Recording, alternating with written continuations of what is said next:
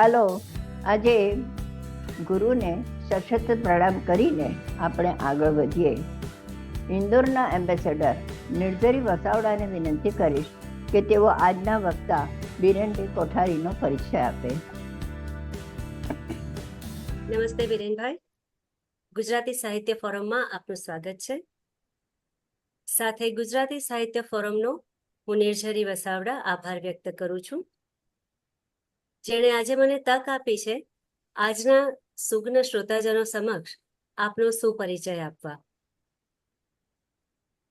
વડોદરામાં સહપરિવાર નિવાસ કરતા શ્રી બિરેનભાઈ કોઠારી પૂર્ણ સમયના ચરિત્રકાર, અનુવાદક, સંપાદક છે. તે જન્મ ખેડા જિલ્લાના મહેમદાબાદમાં 6 એપ્રિલ 1965 રોજ એમનો જન્મ થયો. કેમિકલ એન્જિનિયરિંગનું શિક્ષણ લીધા પછી 22 વર્ષ સુધી તેઓ પેટ્રોકેમિકલ્સ ક્ષેત્રમાં કાર્યરત રહ્યા.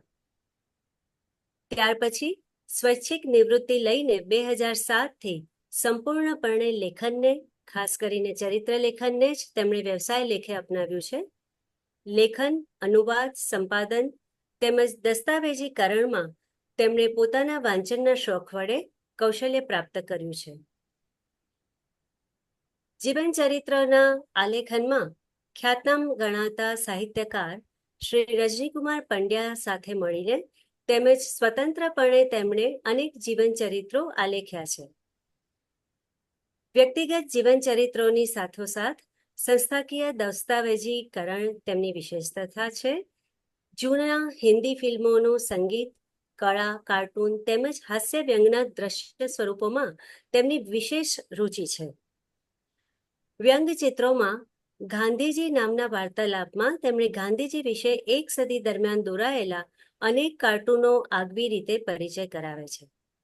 આજે શ્રી બિરેનભાઈ કોઠારી સાર્થક જલસો નામના એક વિશિષ્ટ 6 માસિકનું સહસંપાદન તેમના નાના ભાઈ શ્રી ઉર્વિશ કોઠારી, જેઓ જાણીતા પત્રકાર, લેખક છે, તેઓની સાથે કરી રહ્યા છે. તેમના અનેક પુસ્તકોની યાદી birenkothari.blogspot.com પરથી આપ જાણી શકો છો. તો આવો આવકારીએ આજના વક્તા શ્રી બિરેનભાઈ કોઠારીને. નમસ્તે. નમસ્તે નિર્ઝરીબેન. ગુજરાતી સાહિત્ય ફોરમના વિશ્વભરના શ્રોતાઓને પણ મારા નમસ્કાર. આજે મારે જે વિષયની વાત કરવાની છે એનું મુખ્ય શીર્ષક છે કહત કાર્ટૂન. તમે જોઈ શકો છો કે કહત કાર્ટૂન પછી 3 ટપકા આપેલા છે, તો વાક્ય અધૂરું છે. કહત કાર્ટૂન સુનો ભાઈ સાધુ. આજે કાર્ટૂન કહેશે અને આપણે સાંભળવાનું છે. સાધુ એટલે આપણે બધા. હવે કાર્ટૂન વિશે કંઈક આપણે બતાવીએ ત્યારે બહુ મીઠી મૂંઝવણ થાય, કારણ કે કાર્ટૂન એટલે શું ખરેખર. આપણે કોઈને પૂછીએ કે ભાઈ તમે કાર્ટૂન જોયું છે, તો ભાગ્યે જ કોઈ એવું હોય કે જેનો જવાબ નામાં આવે. કાર્ટૂનથી બધા જ પરિચિત હોય, પણ કાર્ટૂનમાં જે ચોક્કસ પ્રકારની આપણે વાત કરવાના છીએ એના વિશે થોડી વાત કરતા પહેલા કયા કયા વિઝ્યુઅલ માધ્યમ, દ્રશ્ય માધ્યમો એવા છે કે જે કાર્ટૂન જેવા જ લાગે છે, પણ આજે જે બતાવવાના છે કાર્ટૂનમાં એનો સમાવેશ નથી થતો, એની થોડીક વાત ટૂંકમાં કરી દઉં. એક તો ઇલસ્ટ્રેશનનો એક પ્રકાર એવો છે જે સામાન્ય રીતે પ્રસંગ ચિત્ર આપણે જેને કહીએ, વાર્તા કે કોઈ પ્રસંગની સાથે દોરાતા ચિત્રો, એ ઇલસ્ટ્રેશન છે. ઇલસ્ટ્રેશનમાં કાર્ટૂન નથી હોતા, પણ ઘણા એને કાર્ટૂન સાથે ભેળસેળ કરી દે છે. એવી રીતે કોમિક્સના નામમાં કોમિક છે, પણ એ ખરેખર ચિત્ર વાર્તા છે. જેમ કે ટાર્ઝન, મેન્ડ્રિક ધ મેજિશિયન, ફેન્ટમ, એવી બધી ચિત્ર વાર્તાઓ એ કોમિક્સ કહેવાય છે. અને એ પુસ્તક સ્વરૂપે હોય તો કોમિક્સ, અને પટ્ટી સ્વરૂપે હોય તો એને કોમિક સ્ટ્રીપ કહેવાય છે. એ પણ આમાં નથી આવતી. એવી રીતે કાર્ટૂન સ્ટ્રીપ. તો કાર્ટૂન સ્ટ્રીપમાં પણ ઘણા બધા છે. Calvin and Hobbes, Marvin, Garfield. આ બધામાં એવું છે કે કાર્ટૂન, બધા કાર્ટૂનના ચોક્કસ કેરેક્ટરો છે, એમની ચોક્કસ લાક્ષણિકતા છે, પણ એ કેરેક્ટર અને કેરેક્ટરિસ્ટિકની આસપાસ જ એ ફર્યા કરે છે. એટલે એનો પણ આમાં સમાવેશ નથી થતો. આ ઉપરાંત મેસ્કોટ એટલે કે પ્રતીક ચિહ્નો પણ એક એવો પ્રકાર છે કે જેની ભેળસેળ કાર્ટૂન સાથે થઈ શકે છે. એટલે કે અમૂલ બેબી અથવા તો એર ઇન્ડિયાના મહારાજા, આ બધા પ્રકાર પણ એવો છે કે જે આમાં ભેળસેળ થઈ શકે, પણ એ ખરેખર કાર્ટૂન નથી. સૌથી વધારે જાણીતા એનિમેટેડ કાર્ટૂન્સ, એટલે અત્યારે જે જાત જાતના આખી કાર્ટૂન ચેનલ આવતી હતી કે આવે છે, એ બધા કાર્ટૂનો પણ એક અલગ અલગ વસ્તુ છે, અલગ સૃષ્ટિ છે આખી. આની સાથે એનો સંબંધ નથી. અને એક નવો શોધાયેલો પ્રકાર છે ડુડલિંગ, ડુડલ્સ. ડુડલ્સ એટલે આમ તો ચિત્રામણ, પણ ઘણીવાર ડુડલ્સ જ્યારે ચિત્રાય ત્યારે એ કાર્ટૂનનો આભાસ ઉભો કરાવે છે. આમાંથી એક પણ પ્રકારની વાત આપણે કરવાની નથી. તો પછી આપણે શેની વાત કરવાની છે? તો આપણે સામાન્ય રીતે ભારતીયો કાર્ટૂનના મુખ્ય જે પ્રકારથી ટેવાયેલા છીએ એ ન્યૂઝપેપરમાં આવતા કાર્ટૂન. એટલે તમે સરેરાશ કોઈ પણ વેલ રેડ માણસને કહો કે ભાઈ કાર્ટૂન એટલે કે હા ટાઈમ્સ અને આર.કે. લક્ષ્મણ.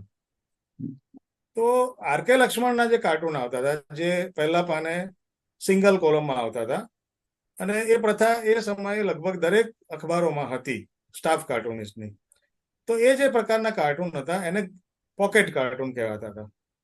એના માટે વધારે યોગ્ય શબ્દ છે ગેગ કાર્ટૂન, GAG, ગેગ.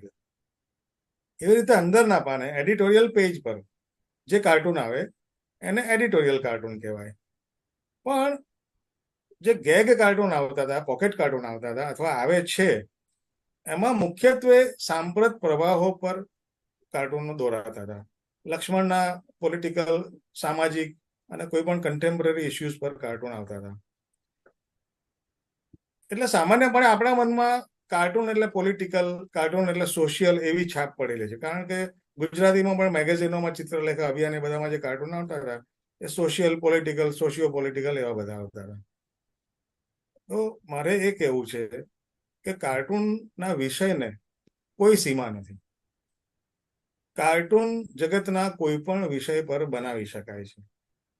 તો મારો જે વિષય છે આજનો, કહત કાર્ટૂનમાં કયો વિષય, તો આદિ એટલે આદિ માનવ, આદિ સંસ્કૃતિ, પ્રિમિટિવ એજ, ત્યાંથી લઈને AI સુધી. એટલે તમે વિચારો કે કેટલો મોટો સ્પાન છે. અને આ દરેક વિષય પર કાર્ટૂન બનાવી શકાય છે, બનાવાયા છે. એની એક ઝલક મારે તમને બતાવવાની છે. આમાં એવું છે કે આ કાર્ટૂનો બધા સાંપ્રત સમયમાં બનેલા છે. કાર્ટૂન કળા કઈ બહુ જૂની નથી. આપણે 1754માં એક બેન્જામિન ફ્રેન્કલિને બનાવેલું કાર્ટૂન, એ પહેલું કાર્ટૂન કહેવાય છે. એ પછી 1841માં બ્રિટનનું પંચ મેગેઝિન આવતું હતું. અહીંયા તમે નવું એની એક આવૃત્તિ જોઈ શકો છો. તો એ પંચ મેગેઝિનમાં આ કાર્ટૂન દોરાવાના શરૂ થયા, કાર્ટૂન છપાવાના શરૂ થયા. પણ હજુ પણ એના માટે કાર્ટૂન શબ્દ પ્રયોજાતો નહોતો. એને ઇલસ્ટ્રેટેડ જોક્સ કહેતા હતા, એટલે કે ચિત્રાંકન કરેલા ટૂચકા. કાર્ટૂન શબ્દ વહેલો 1843માં બ્રિટિશ પંચ મેગેઝિનમાં જ વાપરવામાં આવ્યો. અને એ પછી એ કળા ઉત્તરોત્તર એટલી બધી ઉત્ક્રાંત થતી ગઈ, એટલી બધી વિકસતી ગઈ કે એના વિષયો માટે તો એવું કહી શકાય કે even sky is not the limit એવું છે.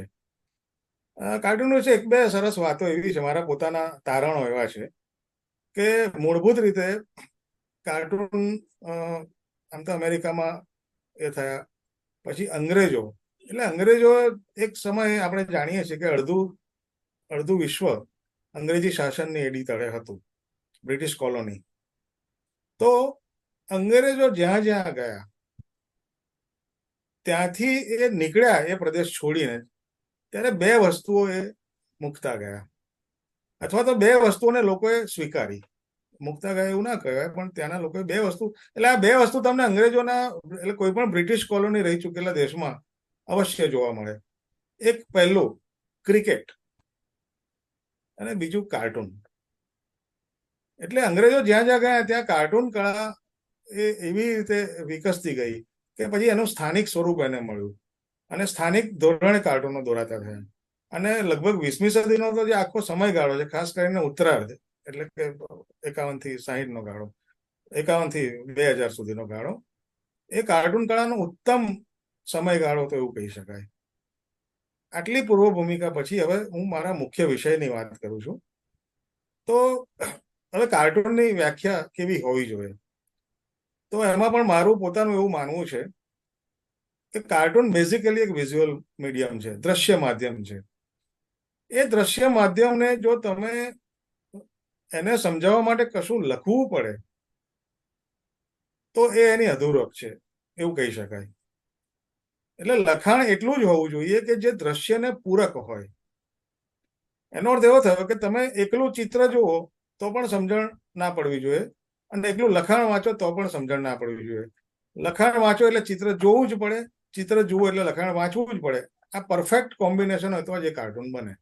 જો તમને એવું લાગતું હોય કે ભાઈ આ મેં લખાણ વાંચી લીધું, હવે મારે ચિત્ર જોવાની જરૂર નથી, તો એ તો એમાં ભાઈ ચિત્ર દોરવાની જરૂર જ ક્યાં રહે છે. તો આ એક મારી પોતાની એક મેં ઊભી કરેલી સમજણ છે. પછી એમાં હું બધા કાર્ટૂનોને એ માપદંડથી જોતો હોઉં છું, બધા જોઈએ જરૂરી નથી. હવે આજે આપણે જે વાત કરીએ એમાં ઘણા બધા કાર્ટૂનો છે. એમાં મોટે ભાગે મેં વિઝ્યુઅલ કાર્ટૂન વધારે પસંદ કર્યા છે, કે જેમાં ચિત્ર જોઈને આપણે એને ઉકેલવાનું છે. ઉકેલવાનું તો બહુ સહેલું છે, જોવાનું છે, અને પછી આપણે એના વિશે વાત કરીશું. તો એમાં એક આખો સમયગાળો પ્રદર્શિત થાય છે. કાર્ટૂનની બીજી એક વિશેષતા એવી છે કે કાર્ટૂનમાં સટાયર તો હોય જ છે, વ્યંગ જેને આપણે કહીએ, સાર્કેઝમ હોય. અને સૌથી મજા કાર્ટૂનમાં આપણને ક્યારે આવે ખબર છે? કાર્ટૂન જેટલું ઇલોજિકલ, જેટલો એમાં લોજિકનો અભાવ, એટલો એ કાર્ટૂનનો પંચ વધારે, અથવા એટલી એની વેલ્યુ વધારે. હવે લોજિકનો અભાવ એટલે શું, એ તો આપણે આમાં જોઈશું એટલે ખબર પડશે. પણ આપણે જાણીએ છીએ કે ભાઈ ડાયનોસોર છે અને આદિમાનવ એ બંને કદી સાથે નથી થયા. એ બે વચ્ચે પણ અનેક હજારો લાખો વર્ષોનો સમયગાળો હતો. પણ કાર્ટૂનમાં તમને એ બંને ભેગા જોવા મળી શકે. હવે એ બંને ભેગા જોવા મળે એટલે તમારું લોજિકલ માઇન્ડ ત્યાં તમે એપ્લાય કરો કે ભાઈ આ બે તો સાથે હતા જ નહીં, એને આપણે કેવી રીતે આમાં કાર્ટૂનમાં હોઈ શકે. તો કાર્ટૂન પૂરતી એ સમજણ આપણે બાજુ પર મૂકવાની છે. કાર્ટૂનને તો જ માણી શકાશે કે જ્યારે તમે એમાં રહેલા એની તર્કવિહીનતાને માણો, અને તર્કવિહીનતાને તમે એને એન્જોય કરતા શીખો. આટલી પૂર્વ ભૂમિકા સાથે આપણે કાર્ટૂનનું એક સ્લાઇડ શો બનાવ્યો છે મેં, એ શરૂ કરીએ.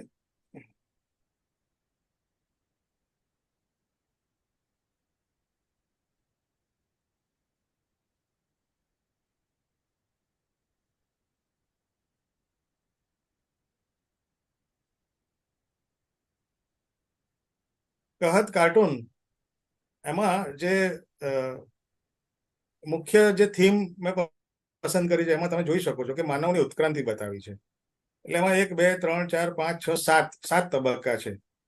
એમાં પહેલા 5 તબક્કાથી તો આપણે પરિચિત છીએ કે ભાઈ પહેલા આવી રીતે ચાલતો હતો વાનર, પછી ધીમે ધીમે ટટાર થયો, પછી આગળ વધતો ગયો, પછી પાષાણ યુગ આવ્યો અને શસ્ત્રો વાપરતો હતો, ધાતુ યુગ.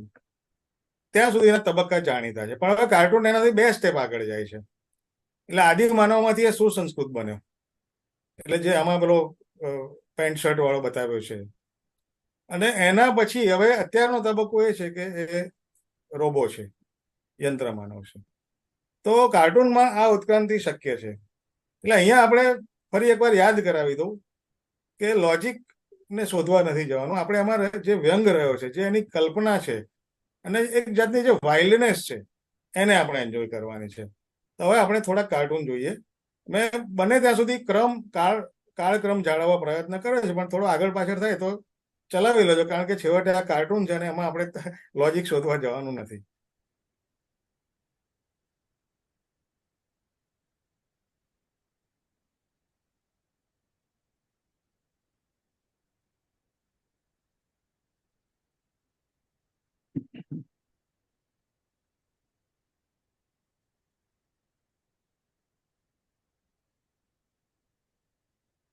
આ કાર્ટૂનમાં તમે જોઈ શકો છો કે આ જે રોબ પહેરેલા દાઢીવાળા જે દાદા છે એ ઈશ્વર છે. એટલે પશ્ચિમી જગતના કાર્ટૂનિસ્ટો ઈશ્વરને આવી રીતે આ સ્વરૂપે બતાવે છે.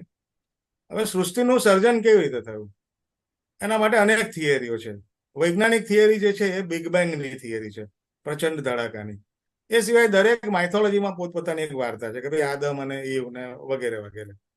તો અહીંયા કાર્ટૂનમાં સૃષ્ટિ કેવી રીતે ઉદ્ભવી તમે જોઈ શકો છો કે ઈશ્વરને મન થયું કે ચાલો આપણે ગોલ્ફ રમીએ, અને ગોલ્ફના દડાને જેવી રીતે ઉછાળે એવી રીતે એને સૂર્યમાળાના બધા ગ્રહોને ઉછાળ્યા.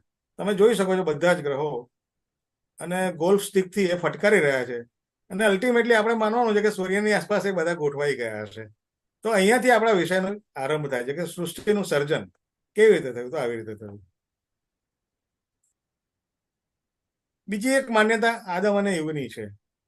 હવે આદમ અને ઈવ ગાર્ડન ઓફ ઇડનમાં રહેતા હતા અને એમને કંઈ જ ભાન નહોતું એમના શરીરનું કે બીજા કશાનું. અને એ સમયનું એક કાર્ટૂન, એટલે એ સમયને દર્શાવતું એક કાર્ટૂન છે. ઈવ આદમને વઢે છે કે આદમ, મેં તને કેટલી વાર કહ્યું કે તારા ગંદા કપડા બાસ્કેટમાં ના નાખ. ગંદા કપડા એટલે વપરાયેલા પાંદડા અંજીરના. તો તમે જુઓ કે આ સમસ્યા આજકાલની નથી. આ સમસ્યા આદમ અને ઈવના સમયથી ચાલી આવે છે. વસ્ત્રો નહોતા ત્યારથી ચાલી આવે છે. તો આમાં એક જુદી જાતની મજા છે આપણને કાર્ટૂનિસ્ટે કરાવી છે. હવે આપણે આગળ જઈએ. સૃષ્ટિના સર્જન આદમ અને ઈવ પછી આગળ શું આવ્યું? તો આગળ આપણે પ્રી હિસ્ટોરિક પીરિયડ ની થોડીક વાત કરીએ.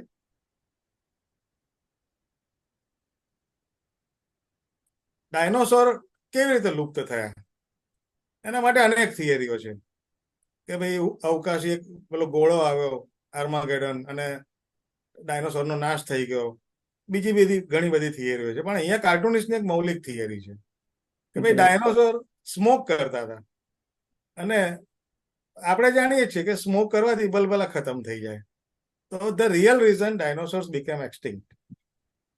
એટલે આમાં જે મજા છે એ કલ્પનાની છે કે તમે જુઓ કે ડાયનોસોર કેવી લિજ્જતથી એ સિગરેટ પી રહ્યા છે અને આમ આપણને એનું મોઢું જોઈને લાગે, એક્સપ્રેશન જોઈને, કે ખરેખર આમ મજા કરે છે અને પછી બિચારા ખતમ થઈ જશે એક દિવસ.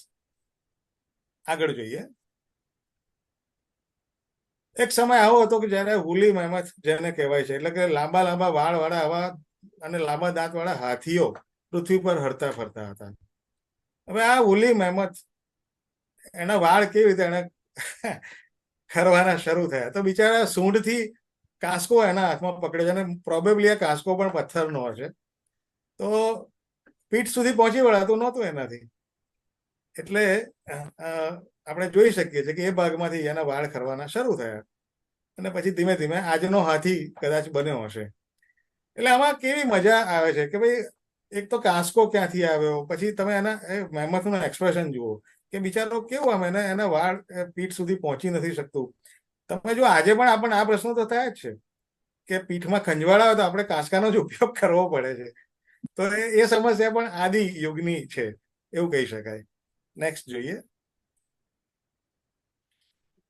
આદિમાનવો જ્યારે પહેલા 4 પગે ચાલતા હતા, આ પહેલા ચિત્રમાં જોયું એમ, પછી ધીમે ધીમે ધીમે જેને આપણે હોમો ઇરેક્ટસ કહીએ છીએ એ રીતે ટટ્ટાર ચાલતા માનવે ટટ્ટાર ચાલવાનું શરૂ કર્યું. પણ તમે જુઓ આમાં એક માનવ છે એ ઘૂંટણીએ છે, 4 પગે છે, બીજો ટટ્ટાર ચાલવાનું શરૂ કર્યું છે. એટલે એ નવો ટ્રેન્ડ, એને એ વખતના જમાના પ્રમાણે નવો ટ્રેન્ડ છે. એટલે રાબેતા મુજબ કોઈ પણ નવો ટ્રેન્ડ આવે એટલે વડીલ કહે કે ભાઈ તું યાર આ બધું કરવું પણ સાચવું છે. આમાં પણ પેલો 4 પગે ઘૂંટણીએ પડેલો કહે છે કે ભાઈ તું ટટ્ટાર ચાલવાનો વાંધો નહીં, પણ પડી જવું તો રડતો રડતો મારી જોડે આવતો નહીં. તો એક હ્યુમન સાયકોલોજી કેટલી બધી જનરલ હોય છે અને જ્યારે એ સાયકોલોજીને તમે બીજા કોઈ સમયગાળામાં આરોપણ કરો ત્યારે કેટલી સરસ રીતે, કેટલો સરસ એનો પંચ આવે છે એનો એક આપણને ખ્યાલ આવે છે. આગળ બીજું કાર્ટૂન જોઈએ. આજકાલ ગ્રીન હાઉસ ગેસના એમિશનની બહુ જ વાત ચાલી રહી છે. એટલે જ્યારે પહેલો અગ્નિ શોધાયો એ સાથે જ પેલી સ્ત્રીએ એને સવાલ કર્યો કે ભાઈ તને ખાતરી છે ને કે આ કોઈ ગ્રીન હાઉસ ગેસનું ઉત્સર્જન આ અગ્નિ કરતો નથી? એટલે આ પણ એક વાઇલ્ડ ઇમેજિનેશન છે અને એમાં જે મજા છે આખી એના એટમોસ્ફિયરની, એના એન્વાયરમેન્ટની, એના કેરેક્ટરના એક્સપ્રેશનની, કેરેક્ટરના ડ્રેસિંગની, એનાથી એક આખો પંચ ઊભો થાય છે. આગળ બીજું કાર્ટૂન જોઈએ. અગ્નિ અને ચક્રની શોધ એક બહુ મહત્વની ક્રાંતિ ગણાય છે, કારણ કે એણે સમગ્ર જીવનનો તરાહ આખી બદલી નાખી. તો આમાં પેલા આદિમાનવે પથ્થર કોતરીને ચક્ર બનાવ્યું છે અને બીજો માણસ એને કહે છે કે ભાઈ આ બહુ મહાન શોધ છે તમારી, પણ આપણે જેને સિવિલાઇઝેશન માનીએ છીએ એનો આ અંત હશે એવું લાગે છે.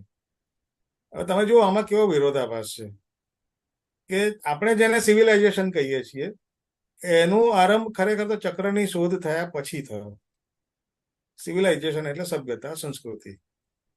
અને આમાં આદિમાનવ કહે છે કે ભાઈ આ આપણા સિવિલાઇઝેશનનો અંત હશે. એટલે કે જે આદિમાનવનું સિવિલાઇઝેશન, જેને આપણે જંગલી કહેતા હતા, જેને આપણે આદિમ કહીએ છીએ, એને પણ એ લોકો સિવિલાઇઝેશન માનતા હતા, એવી કંઈક આમાં વાત છે. નેક્સ્ટ જોઈએ કાર્ટૂન. આ અનુભવ પણ આપણા બધાનો હશે કે જ્યારે આપણા ઓળખીતા ઇન્સ્યોરન્સ એજન્ટ આવે આપણી પાસે ને પછી આપણને કહે કે ભાઈ તમે ભવિષ્યનું કંઈ વિચાર્યું કે નહીં. એટલે એ પણ ગુફાયુગથી શરૂ થયું છે કે ઇન્સ્યોરન્સ એજન્ટ આવે છે અને પેલાને કહે છે કે isn't it time you started thinking about the future, કે ભાઈ તમારે ભવિષ્ય વિશે. એટલે પેલો બિચારો મૂંઝાઈ જાય છે કે સાલું ભવિષ્ય અમારું શું હશે કોને ખબર. એટલે આમાં પથ્થરની પેલી પેટી બતાવી છે એના હાથમાં અને એક સરસ સેટઅપ છે આખો. અને તમે જુઓ કે જે ઇન્સ્યોરન્સ એજન્ટ છે એ ક્લીન શેવડ છે, જ્યારે પેલો એકદમ આદિ માનવ જેવો લાગે છે કે એના દાઢી વાળ બધા લાંબા લાંબા છે. એટલે જે એક ઇન્સ્યોરન્સ એજન્ટની જે છબી છે એ આજની છે. વસ્ત્રો ભલે વલ્કલ પ્રકારના છે પણ એનો જે ચહેરો છે આજના જેવો બતાવ્યો છે.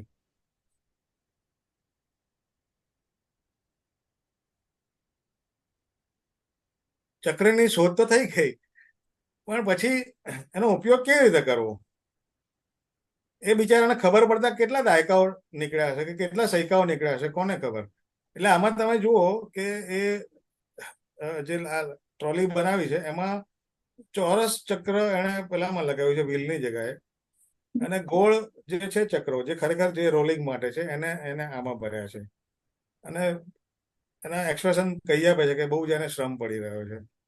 તો આ પ્રકારની એક એક ઇલોજિકલ છતાંય મજા પડે એવી કલ્પના કાર્ટૂનમાં આપણને જોવા મળતી હોય છે. પ્રિમિટિવ યુગ પછી આપણે જેને ગ્રેટ સિવિલાઇઝેશન્સ કહીએ છીએ એનો આખો યુગ આવ્યો કે જેમાં અનેક પ્રકારની સંસ્કૃતિઓ પાંગરી, વિકસી, માનવ ગુફામાંથી બહાર નીકળ્યો, સ્થાયી થયો, અનેક નવી નવી વસ્તુઓ એને અપનાવી. એવા કેટલાક સિવિલાઇઝેશનના આપણે કાર્ટૂન જોઈએ.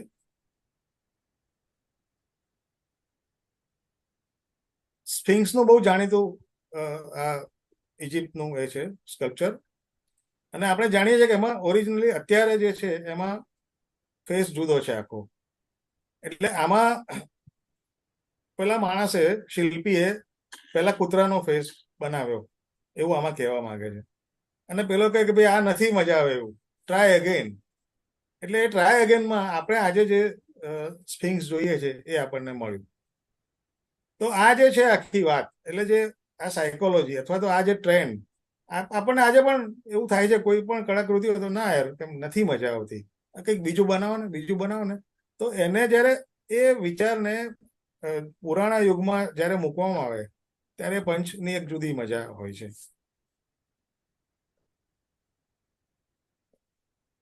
પિરામિડ ઇજિપ્તના, હવે વાસ્તુ કન્સલ્ટન્ટ એ આજનો કોન્સેપ્ટ છે અને પિરામિડ લગભગ અડધા બની ગયા છે. પાછળ જોઈ શકાય છે કે પેલા માણસો મહા મહેનતે પથ્થરની મોટી મોટી જે શિલાઓ છે એ ઉપર ચડાવી રહ્યા છે.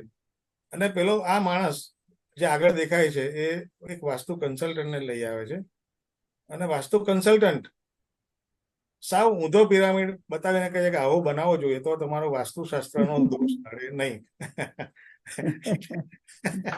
એટલે પેલો જે છે રાજા કે જે પણ હોય એ ચીડાય છે કે ભાઈ તને અત્યારે શું થયું વાસ્તુ કન્સલ્ટન્ટને લઈને આવવાનું.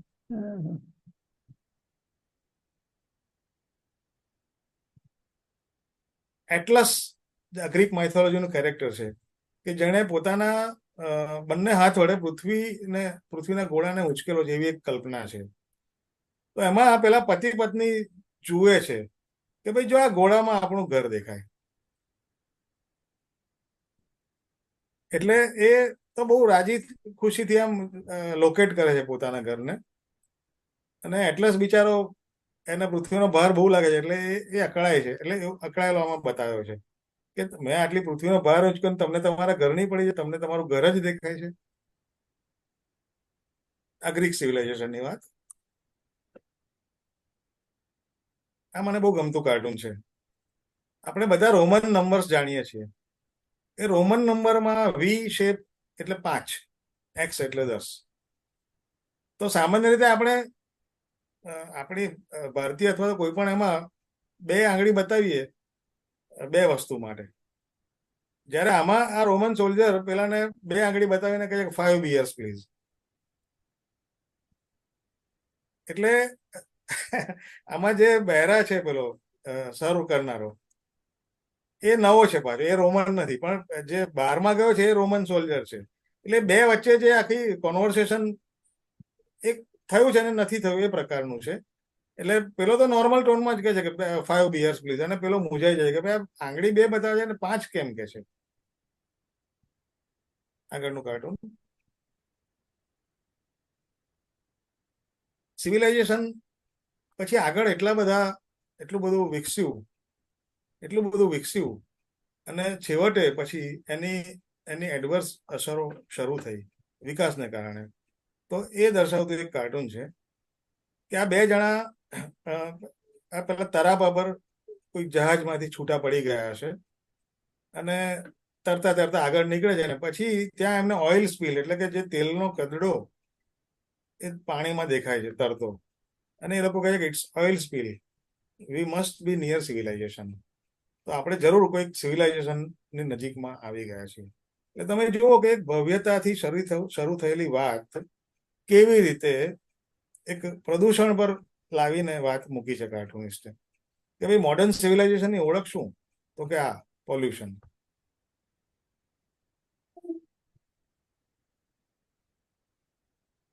પછીનો યુગ છે વૈજ્ઞાનિક સંશોધનોનો.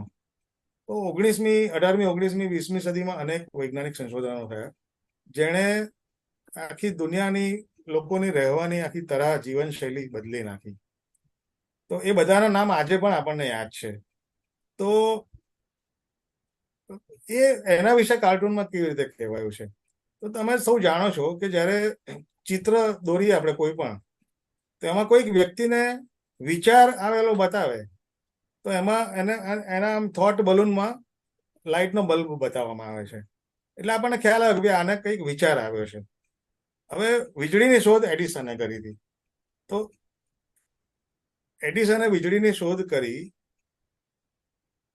એના પહેલા જ્યારે લોકોને વિચાર આવે ત્યારે થોટ બલૂનમાં મીણબત્તી બતાવી છે, અને બલ્બની શોધ થયા પછી એને અહીંયા બલ્બ બતાવ્યો છે. તો આ એક જુદી જાતનું કાર્ટૂન છે કે જેમાં એડિસનને આમ તો અંજલિ અપાયેલી છે. બીજું કાર્ટૂન જોઈએ. ડાર્વિને જે થિયરી આપી, થિયરી ઓફ ઇવોલ્યુશન, ઉત્ક્રાંતિવાદ અને સર્વાઈવલ ઓફ ધ ફિટેસ્ટ, તો એમાં એણે એક થિયરી એવી કહી કે ભાઈ આવી રીતે જળચર જીવો પાણીમાંથી ચાલતા જમીન પર આવે અને પછી એમાંથી ધીરે ધીરે વિકાસ થતો ગયો. એટલે એ 2 જીવો જે છે જળચરો, એ 2 વાત કરે છે. એ શું કહે છે કે ભાઈ બધી મહેનત તો આપણે કરીએ છીએ પાણીમાંથી બહાર આવવાની, ઉત્ક્રાંત થવાની, અને ક્રેડિટ બધી પેલો ડાર્વિન લઈ જાય છે. તો ડાર્વિનની વાત. આપણે સૌ જાણીએ છીએ કે વિમાનની શોધ રાઈટ બંધુઓએ કરી હતી, વિલ્બર રાઈટ અને બંને. તો એમણે અનેક નિષ્ફળ પ્રયત્નો કર્યા પછી એમણે સફળ પ્રયોગ કર્યો. તો આમાં એક વાત એવી છે કે ભાઈ આ ફર્સ્ટ અનસક્સેસફુલ ફ્લાઇટ કેવી હતી? તો જે આપણે આ બધા જ આપણા ક્લાસરૂમમાં કરી ચૂક્યા છે, એ સૌથી પહેલું વિલ્બર રાઈટ બંધુઓએ કર્યું હતું એવું આમાં કહેવું છે કે એ સૌથી નિષ્ફળ એની ફ્લાઇટ હતી ને પછી એમાંથી એને વિચાર આવ્યો ને પછી આગળ વધારતો ગયો.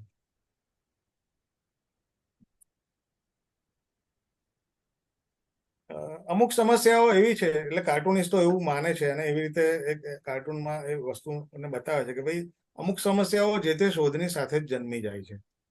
એટલે ગ્રેહામ બેલ એણે ટેલિફોનની શોધ કરી, વોટસન એનો આસિસ્ટન્ટ હતો.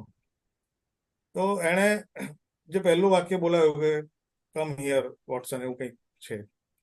હવે આમાં ગ્રેહામ બેલ કહે છે કે કાલે તો હજુ મેં ફોનની શોધ કરી અને આ વોટસન હવે આજે મને ફોન કરીને કહે છે કે હું માદો છું ને હું આવી નહીં શકું. તો માંદગીની રજાની વાત ટેલિફોનની શોધ જેટલી જ જૂની છે, અને એ સંદેશો ટેલિફોનની શોધ થયા પછી તરત પેલા બીજા દિવસે કર્યો, એવી એક વાત આમાં છે. એક વિરોધાભાસ છે એક જાતનો.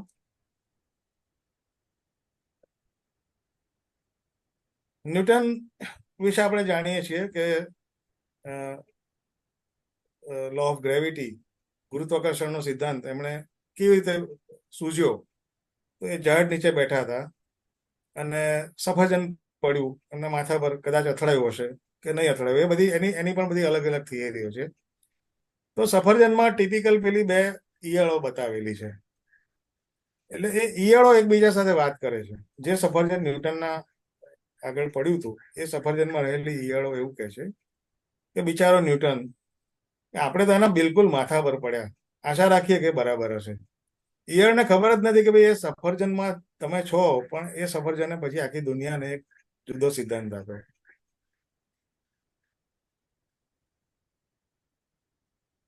આપણે જાણીએ છીએ કે એક્સરે એટલે કે ક્ષ કિરણો એની શોધ રોન્ટ્રીજને કરી. તો રોન્ટ્રીજનનો શેડો કેવો હોય તમે જુઓ. અહીંયા એક પ્લાન્ટ છે, બીજી એક ચેર છે, ખુરશી છે. એટલે છોડ અને ખુરશીનો પડછાયો એકદમ નોર્મલ છે, જ્યારે રોન્ટ્રીજનનો પડછાયો છે એકદમ ટ્રાન્સપરન્ટ છે, જેવો એક્સરેમાં હોય એવી રીતે. તો આ એક કાર્ટુનિસ્ટની કલ્પના છે અને એક જાતની એને અંજલિ આપવાની એક શૈલી છે, વ્યંગાત્મક શૈલી.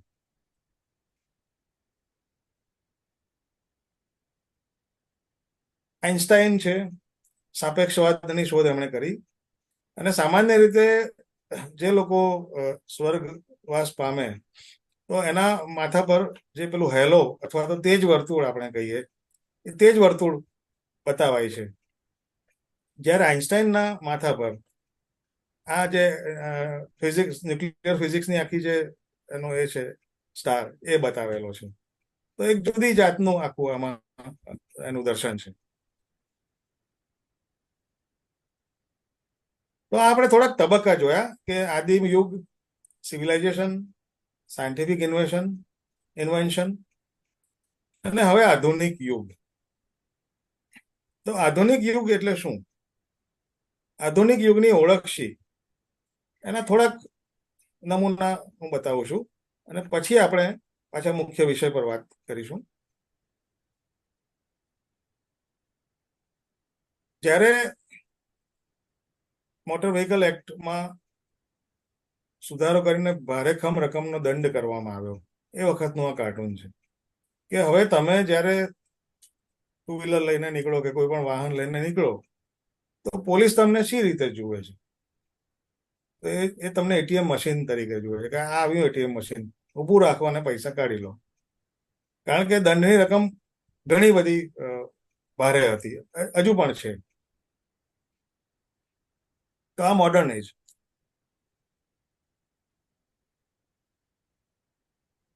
મોડર્ન એજમાં જે મતદાતા છે, વોટર છે, એ પણ આધુનિક થઈ ગયા છે. હજુ નેતાઓ એમની જૂની સમજણ સાથે છે. નેતાઓ ચૂંટણીની આગલી રાત્રે અથવા ચૂંટણીના આગલા સપ્તાહમાં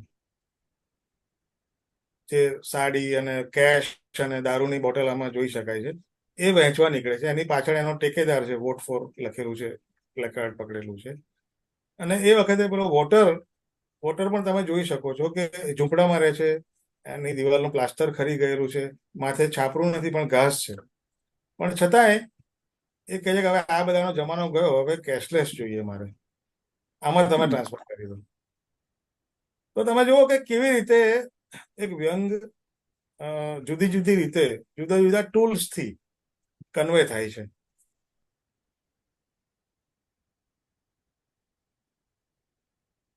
ગંભીરમાં ગંભીર પર્યાવરણની સમસ્યા હોય તો એને પણ જે કામ એક 200-500 શબ્દોનો લેખ ન કરી શકે, એ કાર્ટૂન દ્વારા બહુ સચોટ રીતે દર્શાવી શકાય છે.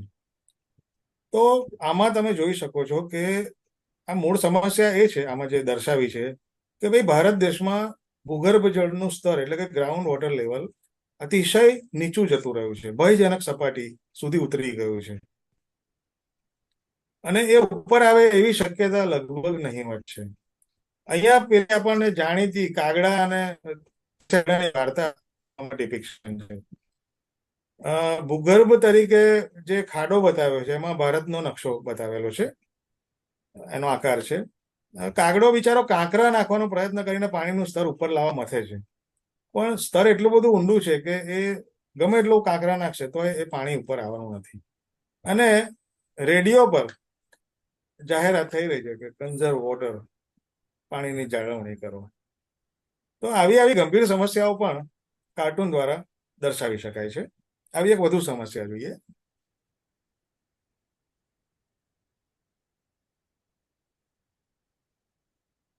આ સમસ્યા ખરેખર તો ભાવિ નથી, આ વર્તમાન જ છે. આપણે જાણીએ છીએ કે દર શિયાળામાં દિલ્હીમાં જે બ્રિધિંગ એરની ક્વોલિટી છે એટલી બધી ટોક્સિક થઈ જાય છે કે શ્વાસ લેવો મુશ્કેલ બને. તો આમાં કાર્ટુનિસ્ટે એવું બતાવ્યું છે કે આ જે બે માણસો છે એમની પાસે જે બલૂન છે એમાં ફ્રેશ એર ભરેલા બલૂન છે અને એ ફ્રેશ એરના બલૂનને એ લોકો પોતાના મોઢા પર લગાવીને જઈ રહ્યા છે અને આજુબાજુ એનું જે સરાઉન્ડિંગ છે ત્યાં જોઈ શકાય છે કે કેટલી બધી પોલ્યુટેડ એર છે. એટલે આ વસ્તુ કેટલી ગંભીર છે અને તમારે આની ગંભીરતા દર્શાવવી હોય, કોઈને જણાવવી હોય જો લેખ દ્વારા, તો તમારે અનેક ડેટા, અનેક આંકડા, અનેક વસ્તુઓ આપવી પડે, વિગતો આપવી પડે, માહિતી આપવી પડે, જે આમાં એક પણ શબ્દ લખ્યા વગર એની ગંભીરતા પણ આપણને પહોંચે છે અને એમાં રહેલો વ્યંગ પણ સમજાય છે આપણને. તો આ જે કળા છે, આ મજા છે એ કાર્ટૂનની છે.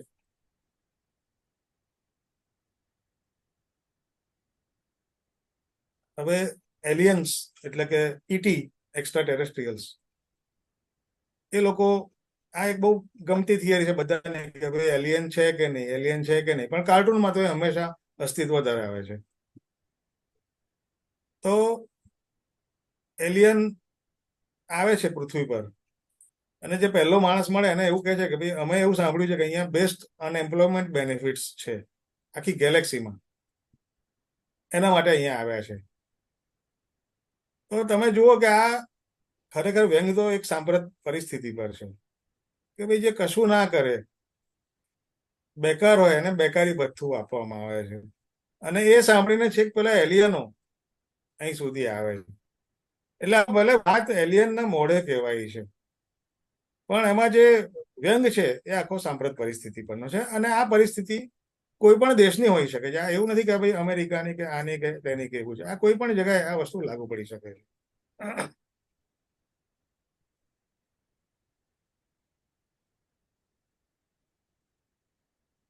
એઆઈ જેવી રીતે હ્યુમન રાઇટ્સ માટે માનવો પોતાના અધિકાર માટે માગણીઓ કરે છે અને હમણાં જ કોકિલાબેને વાત કરી કે કેરળની એક સ્કૂલમાં કંઈક એઆઈ વાળા ટીચર્સ હતા. તો એક સમય એવો આવશે કદાચ કે એઆઈ વાળા જે રોબો છે એ લોકો પણ પોતાના રાઇટ્સ માટે આવી રીતે રસ્તા પર પાટિયા લઈને ઉભા રહે છે અને આપણને આશ્ચર્ય થશે કે અરે વાત અહીં સુધી આવી ગઈ છે.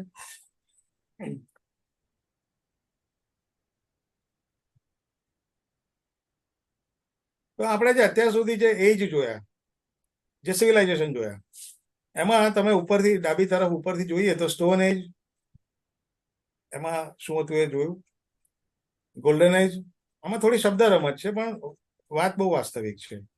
ગોલ્ડન એજ, પછી આવે છે સ્પેસ એજ અને વર્તમાન યુગ છે ગાર્બેજ. તો અત્યારે આપણે આમ તો અત્યારે નહીં, જ્યારથી આપણે એડવાન્સ થયા, સિવિલાઇઝ થયા, સાયન્ટિફિક ઇન્વેન્શનને અપનાવતા થયા અને સુધરેલા, ઇન્ટુ ઇન્વર્ટેડ કોમામાં સુધરેલા થયા, ત્યારથી આપણે ગાર્બેજ પેદા કરવા સિવાય બીજું કાંઈ જ કર્યું નથી. અને હવે તો એ પ્રમાણ એટલું બધું વધી ગયું છે કે હવે આપણા રોજબરોજના, એટલે રોજ હવે આપણે એટલો બધો ગાર્બેજ પેદા કરીએ છીએ આપણી જાણ બહાર, આપણી ઈચ્છા બહાર, અથવા તો જાણી જોઈને કે ઈચ્છાથી. પણ એ આપણા હાથમાં રહ્યું જ નથી, એટલું બધું એનું પ્રમાણ વધી ગયું છે. એટલે હવે એ પૃથ્વીને ક્યાં લઈ જશે એ તો આપણને જ ખબર.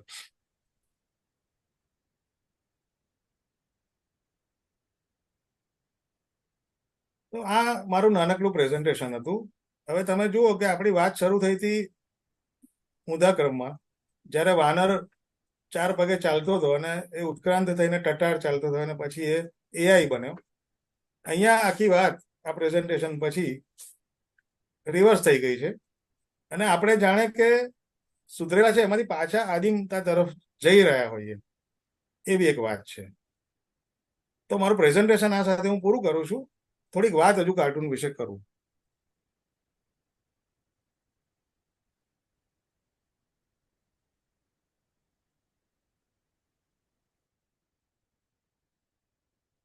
કાર્ટૂન વિશે જ્યારે વાત કરવાની આવે ત્યારે બહુ મીઠી મૂંઝવણ થતી હોય, કારણ કે મોટાભાગના વાચકો, મોટાભાગના દર્શકો એવું કહેતા હોય કે ભાઈ એમને જે કાર્ટુનિસ્ટોના નામ ખબર હોય કે ભાઈ લક્ષ્મણ કે અબુ અબ્રાહમ કે મારિયો મિરાન્ડા, એની કેમ વાત ના કરી. આમાં એવું છે કે એની વાત થઈ શકે, બધાની વાત થઈ શકે, પણ મૂળ વાત આપણે જે કરવાની છે એ કાર્ટૂનિસ્ટની તો ખરી, પણ એનાથી વધારે આગળ કાર્ટૂન કળાની કરવાની છે. કે કાર્ટૂન કળાને, એક વિઝ્યુઅલ આર્ટને આપણે કેવી રીતે એપ્રિશિએટ કરવી જોઈએ. એમાં જે ચિત્રો છે, એની જે રેખાઓ છે, એમાં જે એના જે ટૂલ્સ છે, એને આપણે કેવી રીતે ઉકેલવા જોઈએ, એ જ્યાં સુધી ન જાણીએ ત્યાં સુધી આપણને એ કળામાં મજા ના આવે. એટલે તમે જુઓ કે મારા જેવો અનુભવ કદાચ તમને બધાને થયો હશે કે લક્ષ્મણ બહુ લાંબો સમય ટાઈમ્સ ઓફ ઇન્ડિયામાં રહ્યા. પછી લક્ષ્મણે દોરવાનું બંધ કર્યું અને એમની જગ્યાએ અજીત નિનાન કાર્ટૂન દોરતા હતા, પેલા પોકેટ કાર્ટૂન. લક્ષ્મણ જે દોરતા હતા એનું નામ યુ સેડ ઇટ હતું. અજીત નિનાન દોરતા હતા એ જસ્ટ લાઈક ધેટ એનું ટાઇટલ હતું. એનું કેપ્શન એ કેપ્શનથી દોરતા હતા. તો બહુ બધા લોકો અજીત નિનાનના 12-15 કાર્ટૂનનું કમ્પાઇલેશન કરીને લક્ષ્મણના નામે ફોરવર્ડ કરતા હતા મેલમાં કે ભાઈ the great one and only Lakshman. તો મારી પર જેટલી વાર એ કાર્ટૂનની આખું જે કલેક્શન કે કમ્પાઇલેશન જેટલી વાર આવ્યું, ભલે ફોરવર્ડેડ આવ્યું, પણ મેં એ દરેકને જવાબ લખીને કહ્યું કે પહેલા તમે તમારી ભૂલ સુધારો આને ફોરવર્ડ કરતા પહેલા. તમે લક્ષ્મણને બહુ સારો માનતા તો પહેલા એની સ્ટાઇલ તો ઓળખતા શીખો. આ સ્ટાઇલ લક્ષ્મણની છે જ નહીં અને આ અજીત નિનાનની સ્ટાઇલ છે જે બહુ આઈડેન્ટિકલ છે. તો એનો અર્થ એવો થયો કે આપણા લોકો લક્ષ્મણના કાર્ટૂન વાંચે છે, એને જોતા હજુ શીખ્યા નથી. લક્ષ્મણના સ્ટ્રોક્સ કેવા છે, એની સ્ટાઇલ કેવી છે. દરેક કાર્ટૂનિસ્ટની એક આગવી સ્ટાઇલ હોય છે, એક આગવા સ્ટ્રોક હોય છે, અને મોટે ભાગે જો તમને અભ્યાસ હોય થોડો ઘણો તો એ સ્ટાઇલ પરથી, એના સ્ટ્રોક્સ પરથી તમે જાણી શકો કે ભાઈ આ કયા કાર્ટૂનિસ્ટની શૈલી છે. એટલે આપણે અહીંયા એક જાણીતી જે સ્કૂલ કહી શકાય કાર્ટૂન સ્કૂલ, એટલે શૈલીની રીતે હું કહું છું, કારણ કે ઓફિશિયલી તો કાર્ટૂન લગભગ ક્યાંય આર્ટ ઇન્સ્ટિટ્યૂટમાં શીખવાડાતો એવું મારા ધ્યાનમાં નથી ભારત પૂરતું. 2 સંસ્થાઓ છે, કેરાલા કાર્ટૂન એકેડેમી અને ઇન્ડિયન ઇન્સ્ટિટ્યૂટ ઓફ કાર્ટૂનિસ્ટ, પણ એ લોકો મોટે ભાગે એક્ઝિબિશન યોજે છે, કાર્ટૂનિંગ શીખવતા નથી. તો કેરાલા સ્કૂલ ઓફ કાર્ટૂનિંગ છે એ બહુ જ પ્રોમિનન્ટ ગણાય છે. એટલે જે આપણા ભારતીય કાર્ટૂનિંગના પિતામહ જેને કહીએ આપણે, કેશવ શંકર પિલ્લાઈ, તો એ કાર્ટૂન એ કેરાલાના હતા અને એ બહુ બધા લોકોના આઇકોન હતા. એમણે એક શંકર સ્વીકલી નામનું જે મેગેઝિન શરૂ કર્યું, એમાં અનેક આગળ જતા જાણીતા બનેલા કાર્ટૂનિસ્ટોએ પોતાની કારકિર્દી ત્યાંથી શરૂ કરી. તો કેરાલા સ્કૂલ ઓફ કાર્ટૂનિંગ છે એની એક વિશેષતા એવી છે કે હાર્ડકોર પોલિટિકલ કાર્ટૂન હોય એમાં. એટલે એમાં ઘણીવાર આપણને જો પોલિટિકલ સંદર્ભ ખબર ના હોય, કોન્ટેક્સ્ટ ખબર ના હોય, તો આપણને એ કાર્ટૂન ન સમજાય. આ તો વિષયની વાત થઈ. મારે વાત કરવી છે શૈલીની. તો કેરાલા સ્કૂલ ઓફ કાર્ટૂનિંગની શૈલી એવી છે કે એ લોકોના કાર્ટૂનમાં મોટે ભાગે જે આઉટલાઇન્સ હોય એની પર એ લોકો વધારે કામ કરે. થીક લાઇન્સ બનાવે બ્રશથી કે પેનથી, અને ખાલી સ્પેસ બહુ રહેવા દે. જે લક્ષ્મણના તમે કાર્ટૂન જો યાદ હોય તમને, યુ સેડ ઇટના કે બધા, તેમાં તમને આખી ફ્રેમ ભરેલી લાગે. એટલે he was a maximalist kind of cartoonist. મહત્તમવાદી જેને આપણે કહીએ. જ્યારે કેરાલિયન સ્કૂલમાં તમને મિનિમલિઝમ જોવા મળે. એમાં બિનજરૂરી કોઈ વસ્તુ જોવા જ ના મળે. માનો કે 4 ઓબ્જેક્ટ બતાવે કે 3 ઓબ્જેક્ટ બતાવે તો એ 3 ઓબ્જેક્ટ એની જગ્યાએ બતાવી દે, પછી વચ્ચેની સ્પેસને એ લોકો ખાલી જ રાખે. આ એક જનરલ સ્ટાઇલની વાત છે. પણ આવી શૈલી કઈ કોઈએ સભાનપણે વિકસાવી ના હોય, પણ અનાયાસે એક લોકો મોટા લોકોનું કામ જોઈ જોઈને શીખે, પોતાના પૂર્વસૂરીઓનું કામ જોઈ જોઈને શીખે, એવી કંઈક વાત આમાં છે. એવી રીતે આપણે જ્યારે મેક્સિમલિઝમની વાત કરીએ ભારતીય કાર્ટુનિંગમાં, તો મારિયો મિરાન્ડા નું નામ પહેલું લેવું પડે. કે જો આપણે બહુ વ્યવહારિક ભાષામાં વાત કરીએ તો કે ભાઈ પર સ્ક્વેર ઇંચ કોણે સૌથી વધારે સ્પેસ ફિલ કરી છે, એવું જો આપણે ગણીએ તો એમાં મારિયો મિરાન્ડાનો નંબર પહેલો હોય. એનામાં ઝીણી ઝીણી ઝીણી એટલી બધી ડિટેલ્સ હોય, એટલી બધી લાઈન હોય, એટલું બધું એને વર્ક કર્યું હોય કે અને દરેકમાં એની શૈલી આગવી હોય પાછી. કે એના કાર્ટૂનમાં ક્યાંક એક ચકલો કે કાગડો બતાવ્યો હોય કે કૂતરું બતાવ્યું હોય, તો એ પણ તમને એ કૂતરું જોઈને ખબર પડે કે આ કાર્ટૂન મારિયોએ બનાવેલું છે, કે આ એની શૈલીનું છે. એટલે આ એક આગવી ઓળખ ઊભી થતી હોય છે કાર્ટુનિસ્ટોની. અને મોટાભાગના જે આપણા કાર્ટુનિસ્ટો છે, આપણા અને કદાચ વિદેશના પણ આપણાનો મને વધારે ખ્યાલ છે કે એ લોકો મોટે ભાગે સેલ્ફ ટોટ હોય છે. એ લોકો કોઈકનું કામ જોઈ જોઈને શીખે છે અને પછી એમાં ઇમ્પ્રોવાઇઝ કરતા જાય છે. એટલે કાર્ટૂનમાં આપણે એવું માનીએ છીએ સામાન્ય રીતે કે ભાઈ એમાં દોરતા આવડવું એ મુખ્ય જરૂરિયાત છે, અથવા એ પ્રાઇમ રિક્વાયરમેન્ટ છે. મને એવું લાગે છે કે માત્ર દોરતા આવડતું હોય તો એ તો કોઈ પણ કાર્ટુનિસ્ટ બની શકે, કોઈ પણ ચિત્રકાર હોય કાર્ટુનિસ્ટ બની શકે, પણ એવું નથી. સૌથી પહેલો તમારા મનમાં તોફાની વિચાર આવવો જોઈએ. તોફાની વિચાર આવે તો એ કાર્ટુનિસ્ટ બનવાની પહેલી લાયકાત છે. અને માનો કે તમને ડ્રોઈંગ નથી આવડતું, તો તમે એવા કોઈ માણસને શોધો કે જેને ડ્રોઈંગ આવડે છે અને તમે એને તમારો વિચાર કહો, તો એ કોમ્બિનેશન થાય. તમે આમાં એક પેલું વાસ્તુવાળું કાર્ટૂન યાદ હશે, હમણાં મેં બતાવ્યું એમાં, કે પેલું ઊંધું બતાવે છે પિરામિડ. તો એ આઈટુન્સ નામે ટાઈમ્સ ઓફ ઇન્ડિયામાં વર્ષો સુધી આવ્યું, સુનિલ અગ્રવાલ અને અજીત નિનાન. તો એમાં સુનિલ અગ્રવાલ ટેકનોલોજીના માણસ છે, એટલે ટેકનોલોજીના આઈડિયાઝ આપે અને અજીત નિનાન એની પરથી કાર્ટૂન દોરે. તો આવું કોમ્બિનેશન પણ બહુ જ કોમનલી જોવા મળતું હોય છે, કે જેમાં એક માણસ વિચાર આપે અને બીજો માણસ એને ઇલસ્ટ્રેટ કરે. એટલે કાર્ટુનિસ્ટ બનવા માટે મારી દ્રષ્ટિએ સૌથી પહેલી લાયકાત જે છે એ તોફાની વિચારની છે. એટલે તમારા મગજમાં હાઈલી ઇલોજિકલ વિચાર આવે, એકદમ તોફાની વિચાર આવે, અને એને સટાયરમાં તમે એને ઢાળી શકો, સટલી ઢાળી શકો, તો એ બહુ સુંદર કાર્ટૂન બને. ને તો તમારો મેસેજ વધારે અસરકારક રીતે લોકો સુધી પહોંચે. એટલે આમાં આપણે જોયું કે પોલ્યુશન કે ગ્રાઉન્ડ વોટર પ્રોબ્લેમ, એ બધી ક્રાઇસિસ કેવી છે, કેટલી ભયાનક છે, આપણે એના વિશે અનેક વાર વાંચતા હોઈશું, પણ આપણે આ કાર્ટૂન જોઈને જે ચોંટે છે જેટલી સચોટતાથી, એટલી પેલું વાંચીને અસર નથી થતી. વાંચીએ તો આપણા માટે આંકડા જ હોય છે. તો આવી કંઈક વાત મારી છે, અને હું માનું છું કે છે સમય કે હા, 5 મિનિટ છે. હા, ઓકે. તો આ રીતે આપણે અનેક સમસ્યાઓને કાર્ટૂન દ્વારા બતાવી શકીએ છીએ. એટલે મને એક હંમેશા એવું થાય કે ભાઈ કાર્ટૂનમાં જે વિષયોનું ખેડાણ થયું છે એની કોઈ સીમા જ નથી. એટલે આજે મેં જે રેન્જ પસંદ કરી, આદિથી એઆઈ સુધી, એમાં મારે બહુ ઓછા કાર્ટૂન હું બતાવ્યા, પણ મારે ખાલી એ બતાવવાનો આશય એ જ હતો કે ભાઈ તમે જુઓ કે સૃષ્ટિની ઉત્પત્તિથી લઈને છેક એઆઈ સુધીના વિષય પર કાર્ટૂનો બની શકે છે. બીજું કે આપણે ત્યાં એવું છે સામાન્ય રીતે કે ભાઈ કાર્ટૂન દોરો તો કોઈ હર્ટ થવું જોઈએ કે ના થવું જોઈએ. હવે આ એક બહુ સાંસ્કૃતિક પ્રશ્ન છે, કારણ કે કાર્ટૂન દોરવાથી ભલભલા હર્ટ થઈ જાય. તો એવું કહેવાય છે કે ભાઈ જે પ્રજા પોતાની જાત પર હસી શકે એની માનસિક સ્તર બહુ ઊંચું હોય, અને એ કંઈ પણ કરી શકે.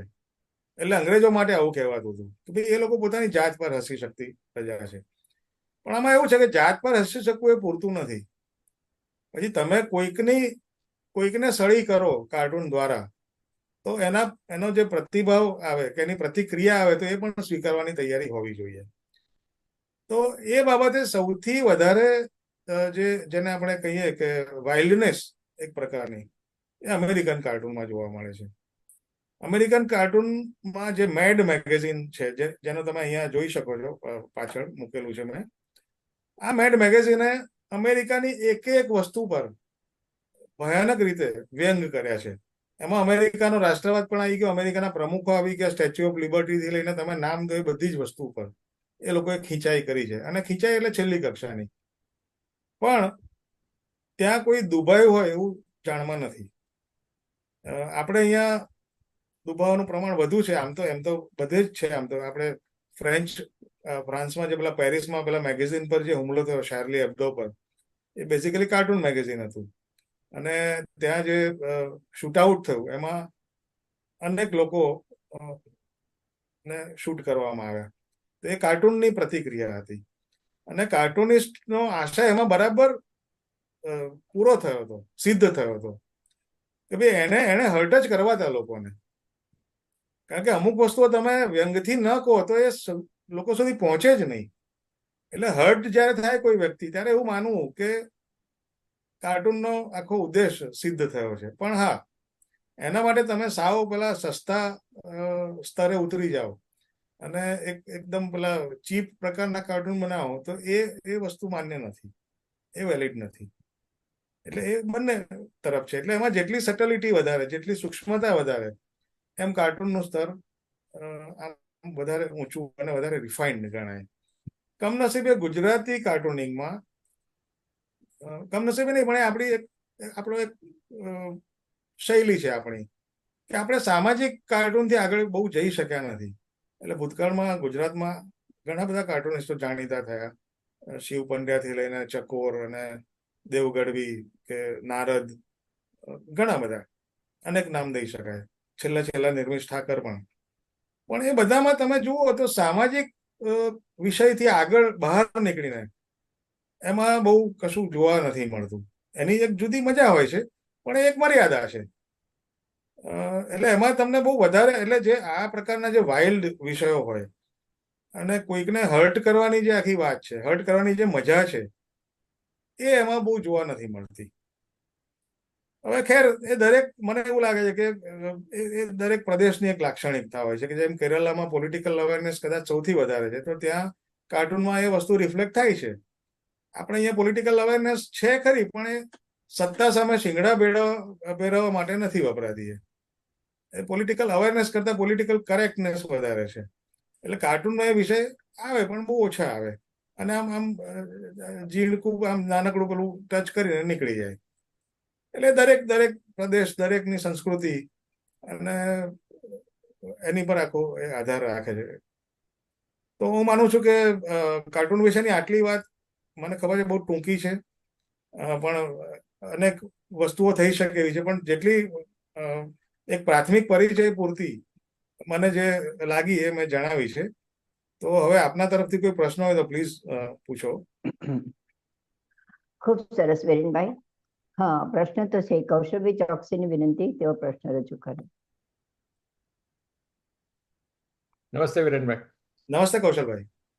હવે આ કાર્ટૂન પર આટલું બધું તો એનો આખો સાયકો એનાલિસિસ તમે કરી નાખ્યું, કેટલી બધી જાતનું તમે આપ્યું, બહુ એ થોટ પ્રોવોકિંગ થયું પાછું. Thank you. આજે કાર્ટૂન પાર્ટ ઓફ જે આપણે કે એનિમેશન ઇન્ડસ્ટ્રી છે, જે $400 બિલિયન માર્કેટ છે, જાપાનનું એનિમ જે છે એ પણ પાર્ટ ઓફ ધીસ કહેવાય. અને જે બોમ્બેમાં ઓછા હોય એને ખ્યાલ હોય તો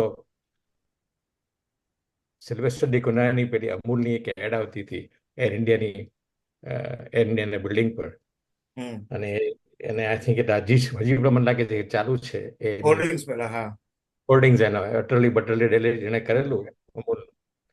ને એની પહેલા કાર્ટૂન નહોતું, પણ નાના ચોડાસામાં એક બેનર પણ હતું જે બહુ પોલિટિકલી હ્યુમરસ હતું, જે ટોક ઓફ ધ ટાઉન રેસ્ટોરન્ટની ઉપર.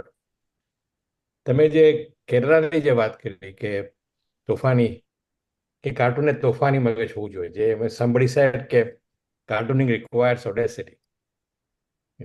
તો તમે ગુજરાતની વાત કરી, ગુજરાતમાં નથી પોલિટિકલ અવેરનેસ કે કદાચ, એટલે હું આ પોલિટિકલ કાર્ટૂન પર જરા મારો શબ્દ, મારો ભાર આપું છું. તો કદાચ એવું લાગે કે જે લેફ્ટ વિંગ હોય, જે પ્રોગ્રેસિવ થિંકિંગ હોય, એમાં કદાચ વ્યંગથી ચેલેન્જ કરવાની જે ઓડેસિટી જે આપણે કહીએ છીએ કદાચ વધારે હોઈ શકે. બેઝિકલી એન્ટી એસ્ટાબ્લિશમેન્ટ હોય છે. Anti establishment, right? એટલે એ કદાચ વધારે હોઈ શકે. પણ મારો જે ક્વેશ્ચન છે એ કે કઈ ભાષા માટે, કઈ ભાષામાં કાર્ટૂન સફળ કહેવાય? એટલે કે વિઝ્યુઅલ સ્ટોરી ટેલિંગ છે, રાઈટ? એટલે આ જે વિઝ્યુઅલ સ્ટોરી ટેલિંગ છે એમાં કોઈ પર્ટિક્યુલર ભાષાના માટે મહત્વ ખરું, કે ઇંગ્લિશમાં જ કે મલયાલમમાં, કે જે એ ભાષાનું મહત્વ ખરું, જે સેમિયોટિક એનાલિસિસ કે સેમિયોટિક જે આપણે ભાષાનો ખરું, તો એ ભાષાનું કોઈ મહત્વ ખરું કાર્ટૂનિસ્ટ માટે? આમ તો એવું છે કૌશલભાઈ કે તમે બહુ સરસ આખો એક સ્પાન બતાવ્યો. તો cartoon itself is a visual language. આમ તો એ દ્રશ્ય ભાષા છે, એ પોતે જ પોતાની એક ભાષા છે. પણ છતાંય આપણે જ્યારે વાત કરીએ કે ભાઈ સફળતાની વાત અથવા તો ક્યાં વધારે પ્રચલિત થયા એની વાત આપણે કરી શકીએ, તો બ્રિટન પછી સૌથી વધારે એનો જે વ્યાપ હોય તો એ ફ્રાન્સમાં જોઈ શકાય છે. ને એ પછી તમે ચાર્લી હેબ્ડોની વાત કરી છે. ચાર્લી હેબ્ડોની, અને આ તો હું જે વાત કરું છું 1830-31 ની, કે જસ્ટ આફ્ટર. તો એ વખતથી ત્યાં વિવાદ પણ એટલા થયા, અને એ આખો એક જુદો ઇસ્યુ છે. તો હવે એના પર આખો કાર્યક્રમ જુદો થઈ શકે એવો છે. તો એ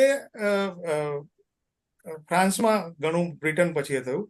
અને ઓફ લેટ જેને આપણે કહીએ, જે છેલ્લા થોડા વખતમાં, એમાં જે મેડ મેગેઝિનની વાત કરી મેં, અમેરિકાના મેડ મેગેઝિનની, તો મેડ મેગેઝિને એક જુદા જ પ્રકારનું ગ્રામર, અનેક ગ્રામર આપ્યા એને કાર્ટૂનના, હ્યુમરના, કે જેને લઈને અથવા જેને પગલે અનેક લોકો ચાલ્યા.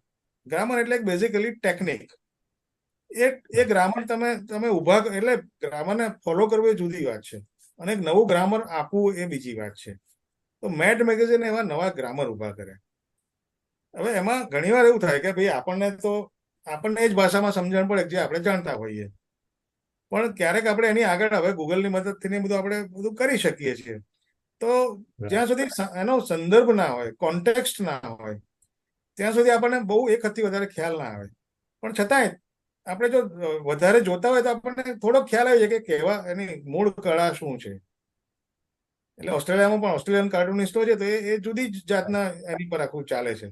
પણ આપણને એક બેઝિક ખ્યાલ આવે છે કે ભાઈ એની હ્યુમરની આખી જોનર કઈ છે, અથવા એનો પંચ કઈ વસ્તુ પર છે. રાઈટ. ઓકે, હવે વધારે વાત ટાઈમ મારે નથી લેવો. ઘણા બધા વધારે પ્રશ્નો છે, પણ કોઈ ફરી વાત. જરૂર. થેન્ક નરેનભાઈ દિલવાડાએ પૂછે છે કે ચેટ જીટીપી અને એઆઈ છે એ દરેક પ્રોફેશનમાં એની અસર આવે છે, દેખાય છે. તો ચેટ જીટીપી અને એઆઈ દ્વારા એવી ઇમેજીસ ઊભી કરી કાર્ટૂન ક્રિએટ કરવામાં, એટલે આપણે આપણી ન ચલાવવી પડે ને એ લોકો જ ઊભી કરી શકે? હા, એ થાય છે ને, કરી શકે છે, કરી શકે છે. એ થઈ શકે. એટલે કારણ કે કાર્ટૂન તો આમ જોવા જઈએ, જે ડ્રોઈંગ પાર્ટ જે છે એ સૌથી ઈઝી છે. હા, એટલે એ તો એઆઈ ઇઝીલી કરી શકે એ વસ્તુ. અને તમે એને ખાલી કમેન્ટ આપો કે મારે ફલાણા વિષય પરના કાર્ટૂન જોઈતું, તમને ઓપ્શન તો આપી જ દે. હા, મને છે ને ક્વેશ્ચન ઉભો થયેલો, પણ તમે એનો જવાબ આપી દીધો કે કાર્ટૂન દોરવાની પેલી સ્કૂલ છે કેરલામાં, કાર્ટૂન શીખવા માટે. પણ એ તો ડ્રોઈંગ જેમ શીખાય, પણ બુદ્ધિ તો પોતાની જ હોવી જોઈએ ને. બિલકુલ બિલકુલ.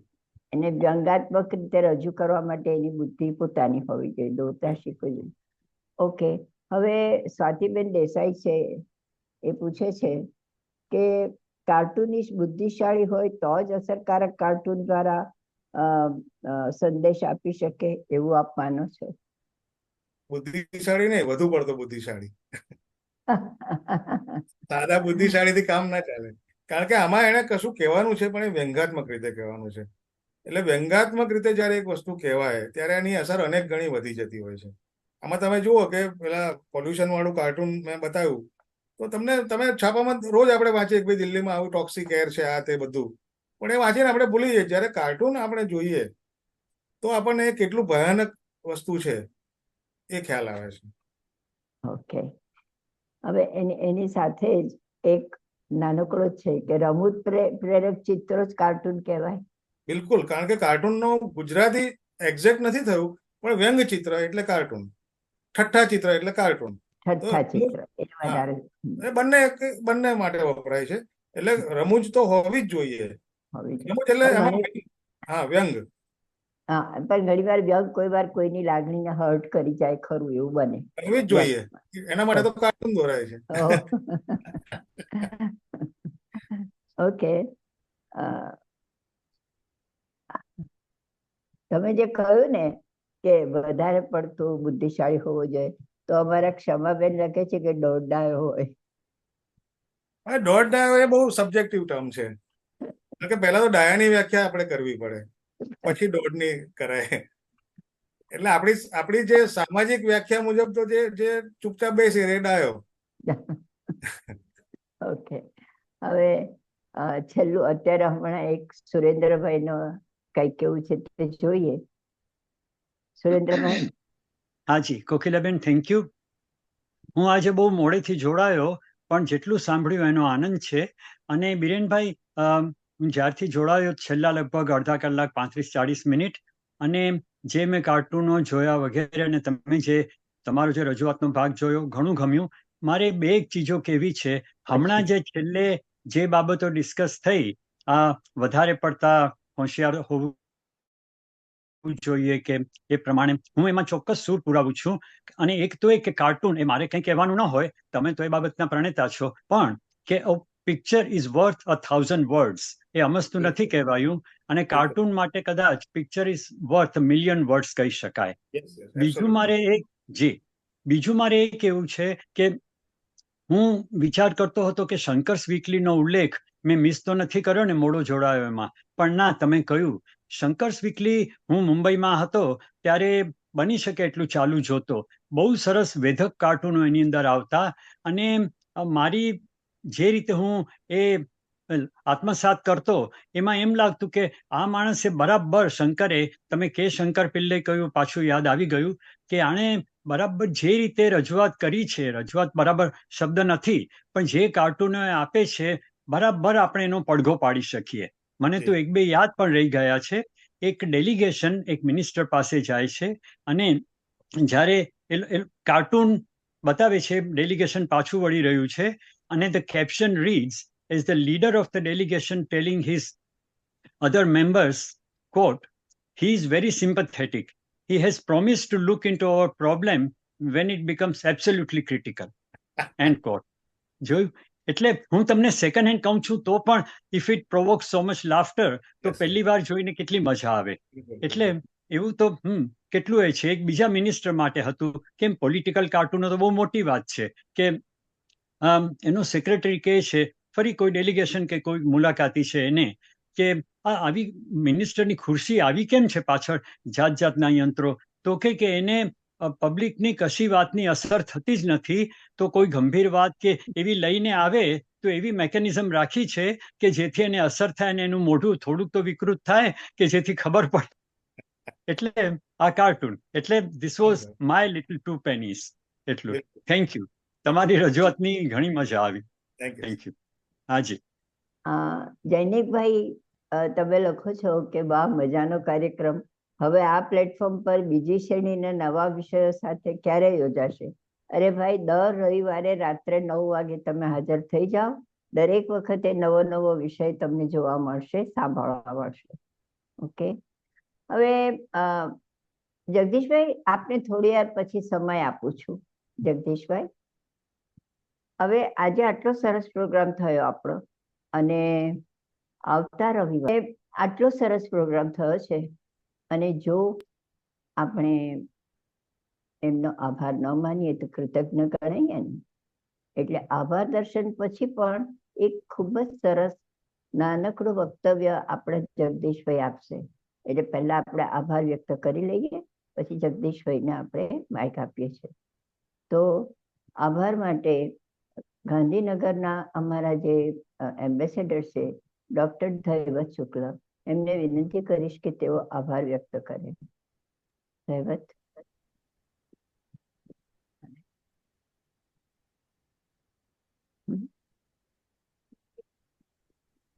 દવેદભાઈ તમારો વિડીયો ઓન કરીને આવી જાઓ. હા, વિડીયો ઓન કર્યો. હાજી. બિરેનભાઈ, બહુ સરસ મજાનો પ્રોગ્રામ રહ્યો. સાહિત્ય, સંગીત, ચિત્ર બધા જ અભિવ્યક્તિના પ્રકારો છે. તો કાર્ટૂન પણ અભિવ્યક્તિના પ્રકારોમાંથી આવે. મને બે વસ્તુઓ બહુ ક્લિયર રીતે સમજાઈ. લાઘવ અને ગોપન એ અમે ગઝલ લખીએ તો પહેલી બે જ વસ્તુ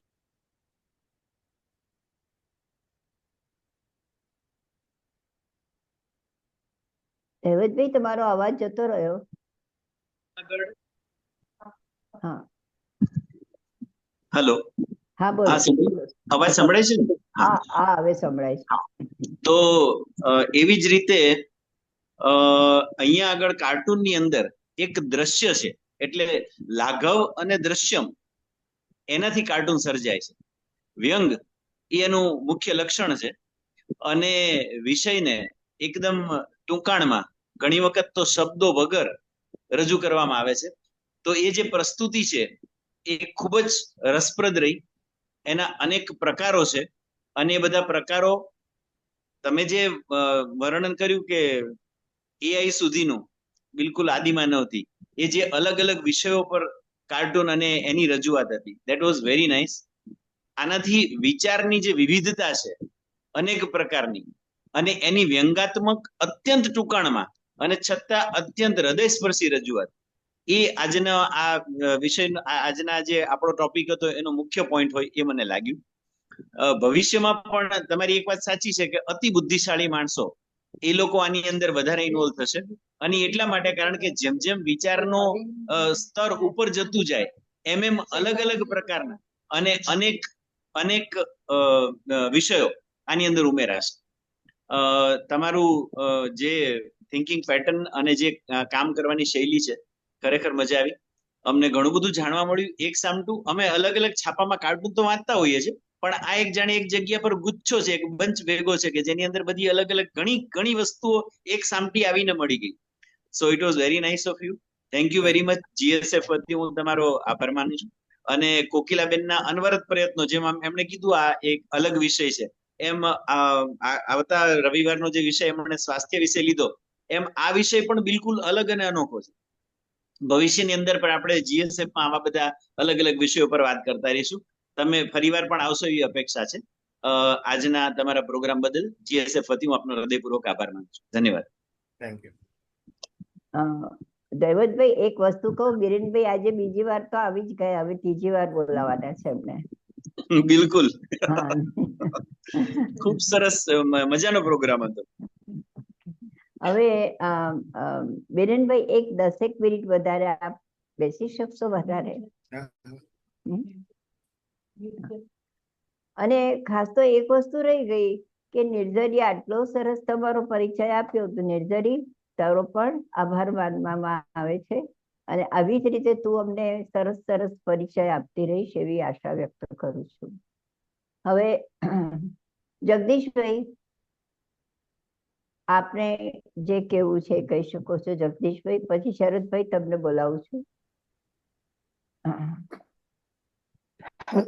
હેલો, સંભળાય છે? હાજી હાજી. ખરી રીતે બિરેનભાઈનો જે વિષય હતો એમાં જેટલી વાત રજૂ થઈ એ તો ટીપ ઓફ ધ આઈસબર્ગ જેવું હતું. એટલી બધી વસ્તુઓ એમની પાસે હજી છે, એનો તો આ ઝલક જ જાણે કે આપણને જાણવા મળી. એટલી અદ્ભુત રીતે અને ઐતિહાસિક પુરાવાઓ સાથે ત્યાંથી શરૂ કરીને ક્યાં સુધી અત્યાર સુધી પહોંચાડ્યું, એ આપણા આખા કાર્યક્રમોમાં અત્યાર સુધી જે વિશિષ્ટતાઓ રહી છે એ વિશેષતાઓ દરેકમાંથી પ્રગટ થતી જાય છે. અને એનો મને આનંદ એટલો બધો થાય છે કે દરેક વ્યક્તિ પાસે કેટલું બધું કહેવાનું છે, અને છતાં પણ એમાંથી કેટલું પસંદ કરવું ને કેટલું ન કરવું ને એની મૂંઝવણમાં, એ મીઠી મૂંઝવણમાં માણસો પડે. એમ નહીં કે ખાલી થઈ ગયા હોય. અમારે કેટલાક અધ્યાપકોનું થતું એવું કે ઘંટ ક્યારે વાગશે એટલે ક્લાસની બહાર નીકળીએ એમ નથી. પણ અહીંયા ઊંધું છે કે હજી આટલી વારમાં સમય પૂરો થઈ ગયો. અરે અમારે તરફથી સાંભળવાની શરૂઆત કરતા હોય એમને લાગે. દરેક વખતે આ જ થાય છે. અને એને માટે હું તો સંપૂર્ણ બધી આ સમગ્ર ચોકસી કુટુંબ છે એના બધા જ સભ્યોનો હું ખૂબ અંતઃકરણપૂર્વક આભાર માના કરું છું. કારણ કે એના વગર આ આખું કામ થાય નહીં. એક વ્યાખ્યાન પૂરું થાય કે બીજા અઠવાડિયાના આખો વખત એમનો હવે પછી કઈ રીતે ગોઠવવાનું છે એની પેરવીમાં જ હશે. અને આની માટે કોકિલાબેનને તો ખૂબ ખૂબ આભાર માનવો જ જોઈએ. પણ સમગ્ર ટીમ પણ એટલી સરસ રીતે સતત કામ કરતી રહે છે. એના માટે આનંદ વ્યક્ત કરવા સિવાય આજે તમારી પાસે બીજું કશું છે નહીં. એટલું જ કહીશ કે શનિ નામનો એક કાર્ટુનિસ્ટ હતા, એમનું વીકલી પણ એક જમાનામાં બહાર પડતું અને એટલું બધું પોપ્યુલર થયું હતું. ચેતવચંદર. તો એ એટલે આપણું એક જમાનાનું મને યાદ આવી ગયું કે એ પણ અમે વાંચતા ત્યારે. આપનો ખૂબ જ ફરીથી ધન્યવાદ આપું. અને આપ જીવન ચરિત્ર વગેરે લખો છો એ ભાગ તો આખો જે તમારો મુખ્ય છે એ વિશે તો જાણવાનું કુતૂહલ એમને એમ બાકી જ રહી ગયું છે. એટલે એનો અર્થ એમ કે હા એમની પાસે જે અનેક વિષયો છે, માત્ર એક નથી, અને એના ઉપર જ એ આખું લેખન કર્યા કરે છે. નાની વાત આ નથી. અને એટલા માટે જીવન ચરિત્રનો ભાગ ફરીથી એ કોકિલાબેન યાદ રાખશે એ વિનંતી. આભાર. આ કોમ્પ્યુટરમાં નોંધાઈ ગયું. ચોક્કસ. બસ એ ઉત્તમ છે. તમારું કોમ્પ્યુટર જેટલું કામ કરે છે એટલું કદાચ આ નિયમિત કમ્પ્યુટર જે બધા હોય છે એ નથી કરતા. ગઈકાલે સાંજથી બંધ થઈ ગયું છે બધું. અને એમાં કોકિલાબેન નું કોઈ દિવસ બંધ થવાનું નથી એની મને પૂરી ખાતરી છે. કારણ કે એ પેલા આઈટી પર બેસી નથી રહેતા. એમનું જ મગજનું કોમ્પ્યુટર ચાલે છે. આભાર. અને મને હંમેશા 2 મિનિટ આપો છો એના માટે ખૂબ આભાર. તમને always you are welcome here Jagdishbhai. Thank you. શરદભાઈ Raval. Thank you Kokilaben અને ટીમ અને બેરનભાઈ. મારો એક અભ્યાસ છે જૂના દિવસોમાં જ્યારે મારી એક આર્ટિસ્ટ તરીકેની કારકિર્દીની શરૂઆતમાં અમદાવાદના મોટાભાગના ન્યૂઝપેપરમાં આંટો મારવાનું ક્યારેક બનતું. જેમાં ગુજરાત સમાચારમાં જઈએ તો અનેક કોલમનિસ્ટોને બધાને ત્યાં ટેબલ પર બેસીને લખવાનું રહેતું. એમાં શશિકાંત નાણાવટી હોય, જયવર્ધનભાઈ હોય, ક્યારેક શેખાદમ આબુવાલા આવ્યા હોય. અને એ રીતે એ જે કાર્ટુનિસ્ટો કે એ જે ત્યાંના એ પેઇડ કાર્ટુનિસ્ટો હતા, ચંદ્ર ત્રિવેદી, શિવ પંડ્યા અને ચકોર. હવે એમાં એમને જે એક વાતાવરણ પૂરું મળી રહેતું જેમાં વિષય વૈવિધ્ય ઘણો બધો હોય. કેમ કે ત્યાં આવતા જે પણ હતા અને ત્યાં કામ કરતા જે પણ લોકો, અને ઇવન ત્યાં સંદેશમાંથી કોઈ કોલમનિસ્ટ આવીને બેઠા હોય કોઈના ટેબલ પર. એટલે એ દિવસોમાં એવું કઈ સ્પર્ધાનું કેવું વાતાવરણ નહોતું. એટલે એના કારણે જે આખો બૌદ્ધિક રીતે જે કઈ ઉમેરો થયા કરતો હતો ને એ દિવસોમાં, એટલે આપણા કાર્ટુનિસ્ટોમાં એટલે એ સંદેશની વાત હોય, જનસત્તામાં શિવ પંડ્યા. ચલો મને પણ મારા એ શરૂઆતના દિવસોમાં એમને રૂબરૂ મળવાનું થયેલું, એમનું માર્ગદર્શન મેળવવાનું થયેલું. અને ચંદ્રભાઈ હોય કે ચકોર હોય કે બાકીના બધા છેવટે નટુ મિસ્ત્રી, આપણા છેલ્લા આખરી મુગલ, અત્યારે જે ચેતકના નામે એમણે એ કાર્ટૂન કરતા રહ્યા. અને અત્યારે પણ હું માનું છું કે 90ની આજુબાજુ કદાચ એમની ઉંમર છે ને ખાસી એવી, પણ છતાંય બાજુમાં જ એમના ઘરની બાજુમાં જ સરસ મજાનું એક રૂમ એમના માટે બનાવેલો છે અને ત્યાં ચિત્રકામને. પણ ટૂંકમાં એ જે બૌદ્ધિક રીતે જે ઉમેરો થયા કરવો જોઈએ નહીં, એ ઉમેરો એ લોકોના કાર્ટૂનોમાં હું માનું છું. આર કે લક્ષ્મણ પણ કદાચ ત્યાં ટાઈમ્સ ઓફ ઇન્ડિયાના ટેબલ પર હવે ફેક્સ અને ઈમેલ અને આ બધી વસ્તુઓ આવી, વોટ્સએપ ને બધું. હવે એના કારણે બધા લોકો વ્યક્તિગત રીતે બધું કરતા થઈ ગયા કે ભાઈ એમના દિમાગમાં જ્યાંથી પણ જે પણ મળ્યું ને એના માટે એ કરી શકે. તો આ એક કારણ હોઈ શકે, એક જે ટીમ વર્ક અને જે પડઘાતું હોય એક વાતાવરણ. અરે ભાઈ આજે ચલો ચિમનબેનની સાથે હું જે ગયો હતો તેમની પ્રેસ કોન્ફરન્સમાં, અને ત્યાં એમણે આ કીધું હતું. અને એ રીતે પેલા કાર્ટુનિસ્ટના દિમાગમાં ચમકારો થાય અને પછી એના પરથી કાર્ટૂન બને. એટલે એ પણ એક વાત મહત્વની હોઈ શકે. એટલે તમારો આટલો જે આખો સાર્વત્રિક અભ્યાસ છે એક ગ્લોબલ પરિપ્રેક્ષ્યમાં તમે જુઓ છો. મોટાભાગના કાર્ટુનિસ્ટો છે ને ચિત્રકાર હોય છે, અને હવે અત્યારની જે જનરેશન આવી છે ને એટલે એ લોકો, ઘણા મિત્રો છે મારા, કાનજી મકવાણા હોય કે પેલા કાંતિભાઈ ગજ્જર હોય કે એ બહુ સરસ મજાના મિત્રો છે એમ, પણ એ લોકો એક સિંગલ એન્ટિટી છે, એક ગ્રુપની સાથે સંકળાયેલા નથી કે જ્યાં એમની આજુબાજુ એક વાતાવરણ પડઘાતું હોય અને એના કારણે વિષય વૈવિધ્ય અને એક જે શાર્પનેસ આવવી જોઈએ ને એ નથી આવી. આ જસ્ટ મારું એક ઓબ્ઝર્વેશન. જૂના દિવસો ને આ નવા, એટલે હવે આ ઇન્ટરનેટના કારણે જે બધી આખી વાત બદલાઈ ગઈ છે ને, એમાં પહેલા તો એ વ્યક્તિગત મળવું પડે, તમારે ત્યાં આગળ જવું પડે, અને એ બધી વસ્તુઓ પણ આમાં એ એવી કારણભૂત હોઈ શકે અત્યારે અને ત્યાં આ બધી વસ્તુઓમાં. એટલે એ બસ આટલો પૂરતું હતું કહેવાનું. તમારા પ્રશ્નના જવાબમાં શરદભાઈ બે વસ્તુ મારે ખાસ કહેવી જોઈએ, એવી જરૂરી છે.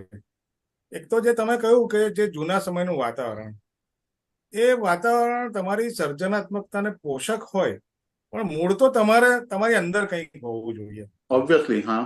એટલે એ અંદર ના હોય તો પેલાથી બહુ ફેર નથી પડતો. કારણ કે છેવટે શિવ પંડ્યા હોય કે ભાઈ ચંદ્રભાઈ હોય, એમની પર પ્રેશર શું છે તો કે ડેડ લાઇનમાં કાર્ટૂન બનાવીને આપવાનું. બરાબર. પેલાથી તમારો એક્સચેન્જ થાય, તમારી મૂળ સર્જકતાને પોષક હોય, પણ છેવટે તો તમારે જાતે જ કરવાનું છે. આપણે બધા ગમે એટલા ભેગા થઈએ કે ગમે એટલું મળીએ હળીએ, પણ મારે ડેડ લાઇનમાં એક લેખ લખવાનો હોય તો એના માટે તો મારે ચોટલી બાંધીને બેસવું જ પડે. બરાબર.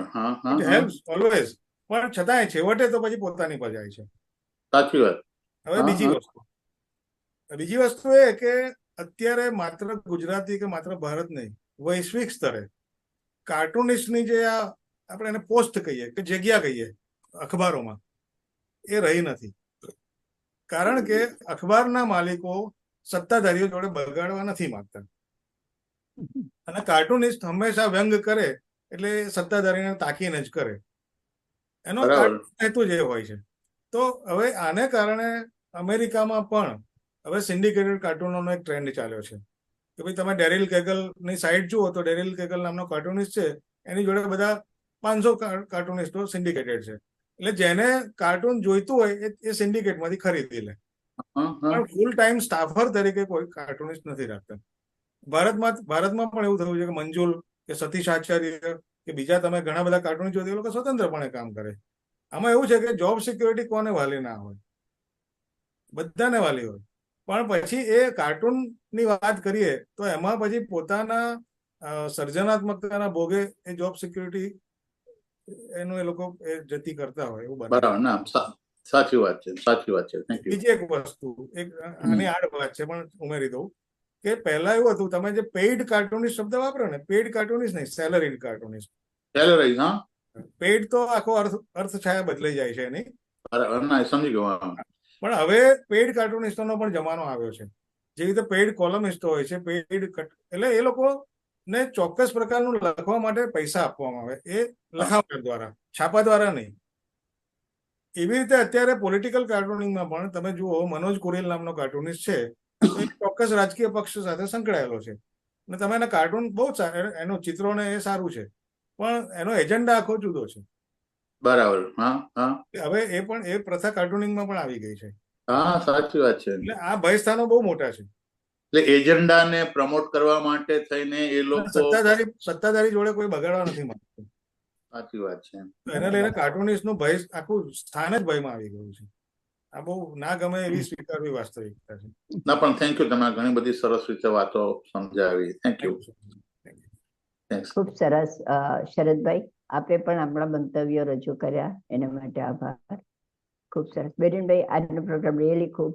તમે જો અમારા જે વ્યુઅર્સ છે ને, એ એટલું બધું શાંતિથી ધ્યાનથી સાંભળતા હશે, એટલે એમની પાસે પ્રશ્નો પણ સરસ નીકળે છે એમની પાસેથી.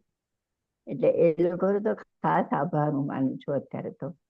હવે આપણે આજનો જે કાર્યક્રમ છે, આપણી જે સફર છે, એ સફરને આજે અલ્પ વિરામ